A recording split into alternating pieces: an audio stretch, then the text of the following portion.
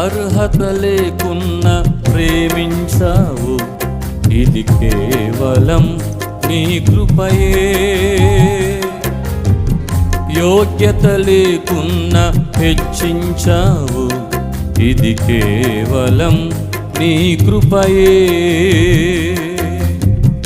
అర్హత లేకున్నా ప్రేమించావు, ఇది కేవలం నీ కృపయే.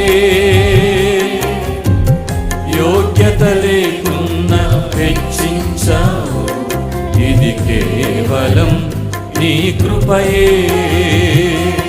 కృపయే కృపయే నేనేమై ఉన్నానో నీ కృపయే. కృపయే కృపయే నే బ్రతికి ఉన్నా